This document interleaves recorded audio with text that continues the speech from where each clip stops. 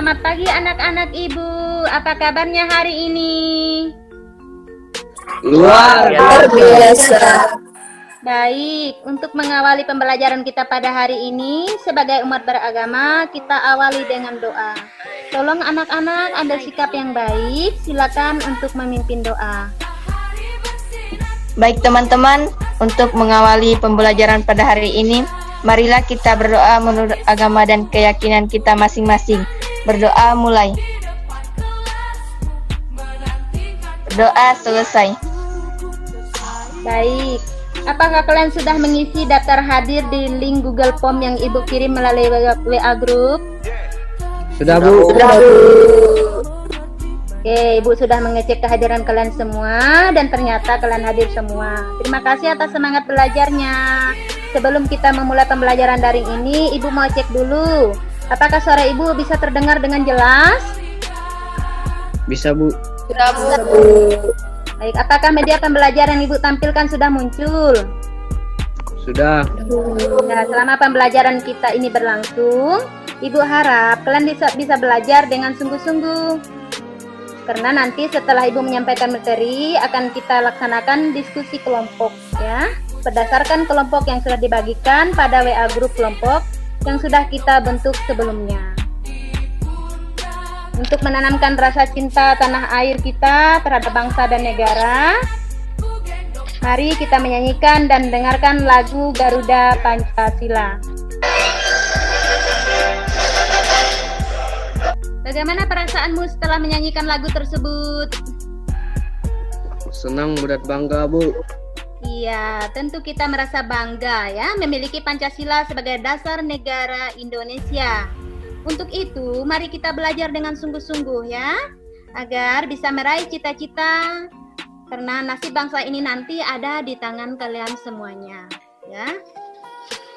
Pada materi sebelumnya, kita sudah mempelajari materi tentang prinsip-prinsip kedaulatan negara Republik Indonesia. Ayo anak-anak, siapa yang masih ingat materi kita pada minggu yang lalu? Saya, Bu. Ya, jujur dan adil, atau disingkat dengan luber dan jurdil. Baik, jawaban dari teman kalian itu sudah mewakili pemahaman kalian pada materi sebelumnya. Dan Ibu pikir kalian sudah memahami materi pada pertemuan kita sebelumnya. Pada hari ini, kita akan mempelajari materi tentang melaksanakan prinsip-prinsip kedaulatan sesuai dengan Undang-Undang Dasar Negara Republik Indonesia tahun 1945. Tentu materi ini masih berhubungan erat dengan materi kita pada minggu yang lalu tentang prinsip kedaulatan. Nah, untuk lebih jelas, ada kompetensi dasar yang ingin kita capai pada materi kita ini.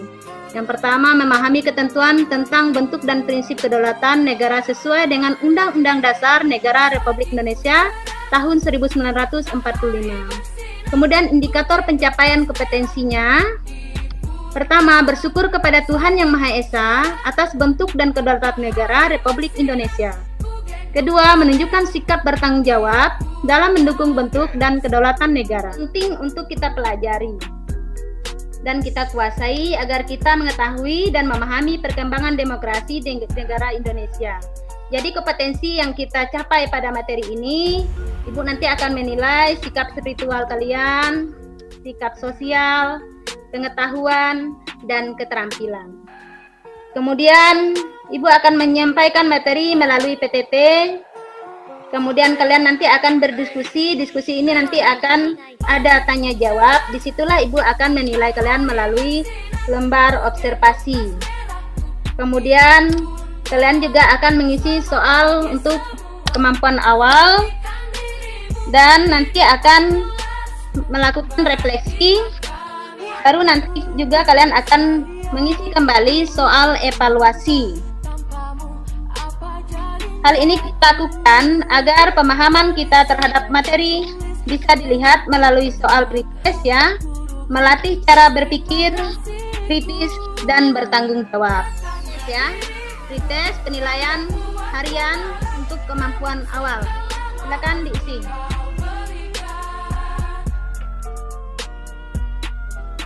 Udah selesai?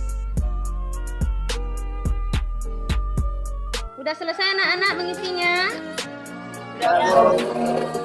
Baik, Sudah, Bu. berdasarkan nilai tes yang sudah kalian kerjakan, Ibu sudah melihat hasilnya. Rata-rata nilai kalian masih di bawah kriteria ketuntasan minimal atau kurang dari 70.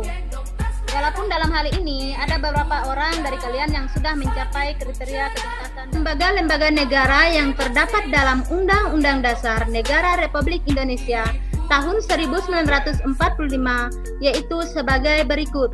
Pertama, Majelis Permusyawaratan Rakyat atau disingkat MPR. 2.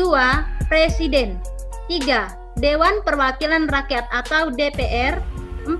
Badan Pemeriksa Keuangan atau BPK. 5. Mahkamah Agung atau MA. 6. Mahkamah Konstitusi atau MK. 7. Dewan Perwakilan Daerah atau DPD. Dan 8. Komisi Yudisial atau KY.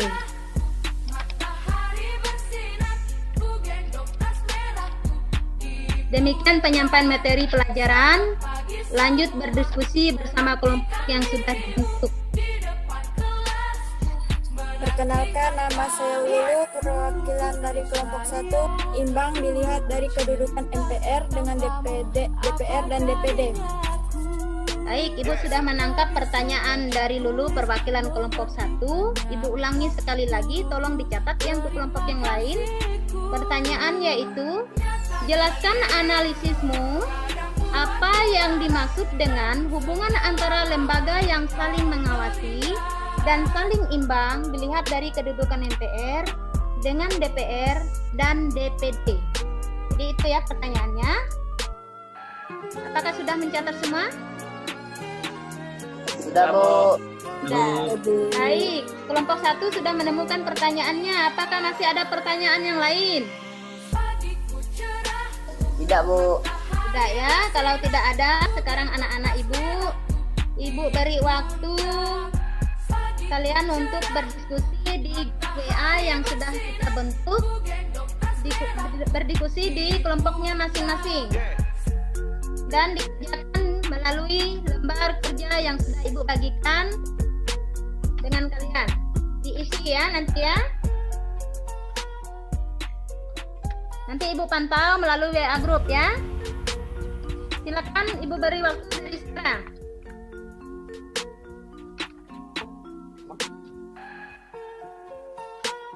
Perlu kalian ketahui pola diskusi kita. Kelompok 1 tadi sudah menemukan pertanyaan, maka kelompok 2 nanti yang akan mempresentasikan. Kelompok 3 akan menanggapi, kelompok 4 membuat kesimpulan, kelompok 5 membuat kesimpulan bermanfaat dari materi hari ini, serta nanti membuat refleksi. Sudah jelas dengan tugasnya hari ini? Jelas, Bu. Jelas ya? Silakan berdiskusi. Baik, waktunya sudah cukup untuk berdiskusi. Silakan pastikan kelompoknya. Ibu sudah mengecek hasil diskusi kalian melalui WA group. Sekarang silakan untuk presentasi, perwakilan kelompok yang presentasi. Saya, Bu. Ya, silakan. Perkenalkan, nama saya Randa dari kelompok 2. Menurut kelompok kami, hubungan antara lembaga yang saling mengawasi dan saling imbang dilihat dari kedudukan MPR dengan DPR, DPD, artinya keberadaan MPR dalam sistem perwakilan dipandang sebagai ciri yang khas dalam sistem demokrasi di Indonesia. Keanggotaan MPR yang terdiri atas anggota DPR dan anggota DPD menunjukkan bahwa MPR merupakan lembaga perwakilan rakyat karena keanggotaannya dipilih melalui pemilihan umum. Unsur keanggotaan DPR merupakan representasi rakyat melalui partai politik, sedangkan unsur anggota DPD merupakan representasi rakyat dari daerah untuk memperjuangkan kepentingan daerah, Bu. Ya, baik sekali hasil presentasi dari kelompok 2 ya. Sekarang Ibu beri kesempatan lagi untuk kelompok yang mau menanggapi. Apakah ada yang mau menanggapi? Saya, Bu. Ya, silakan. Perkenalkan, nama saya Ajis, perwakilan dari kelompok 3. Kami sependapat dengan kelompok 2.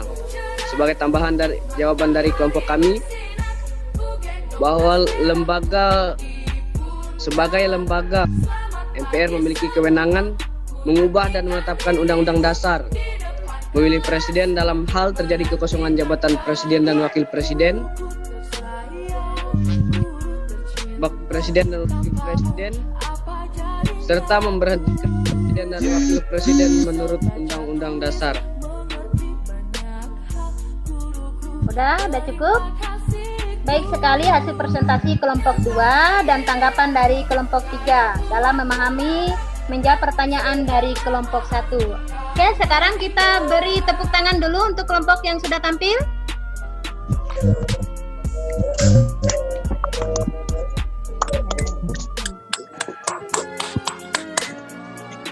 Nah, dengarkan ya, pada prinsipnya MPR, DPR, dan DPD merupakan wakil rakyat. Ketiga lembaga negara ini memiliki hubungan yang erat karena anggota MPR merupakan anggota DPR dan DPD, sehingga pelaksanaan tugas MPR juga menjadi tugas anggota DPR dan DPD saat berkedudukan sebagai anggota MPR. Dalam kehidupan sehari-hari, penerapan prinsip-prinsip kedaulatan juga bisa kita saksikan. Contohnya dalam pemilihan kepala desa, kepala dusun, dan ketua RT. Atau di sekolah kalian juga diajarkan cara berdemokrasi ya. Demokrasi di sekolah itu misalnya ke pemilihan ketua OSIS, ke pemilihan kepengurusan kelas. Ya, itu semua contoh nyata yang kita alami dalam kehidupan sehari-hari. Sudah jelas?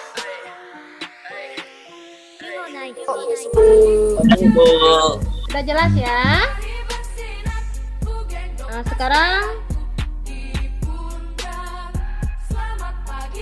sekarang kalian menyimpulkan ya. Ibu memberi waktu untuk kelompok yang belum menanggapi tadi dan belum bertanya untuk menyimpulkan. Ayo, siapa yang bisa menyimpulkan? Saya, Bu. Ya, silakan. Perkenalkan, nama saya Zakian, perwakilan dari kelompok 4. Menyimpulkan bahwa pelaksanaan kedaulatan di negara Indonesia adalah rakyat dan lembaga negara yang berfungsi menjalankan tugas-tugas negara sebagai representasi kedaulatan rakyat dan pemegang kekuasaan pemerintahan. Ya, benar sekali apa yang disampaikan oleh Ananda Zakian. Adapun lembaga-lembaga negara yang dimaksud adalah Majelis Permusyawaratan Rakyat, Presiden, dan Dewan Perwakilan Rakyat. Dewan Perwakilan Daerah, Dewan Pemeriksa Keuangan, Mahkamah Agung, reformasi sampai sekarang, tahun 98 ya, sistem pemerintah Indonesia mengalami berbagai perubahan, ya, sesuai perubahan politik kenegaraan, yaitu sistem parlementer, sistem semi parlementer, dan sistem presidensial ya. Sekarang, apakah kalian sudah paham dengan materi hari ini anak-anak? Sudah, Bu. Baik, untuk mengetes pemahaman kalian terhadap materi ini, Ibu memberi lagi soal evaluasi. Ya, silakan.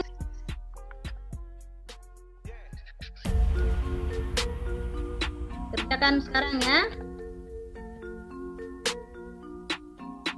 Nah, ini tampilannya. Kalian sudah membuka di WA group, coba dicek anak-anak untuk soal evaluasinya. Sudah, Bu. Oke, berikutnya ya sekarang. Apakah kalian sudah mengerjakannya? Sudah. Baik, Ibu juga sudah mengecek nilai kalian dan ternyata nilai kalian sudah meningkat dari sebelumnya.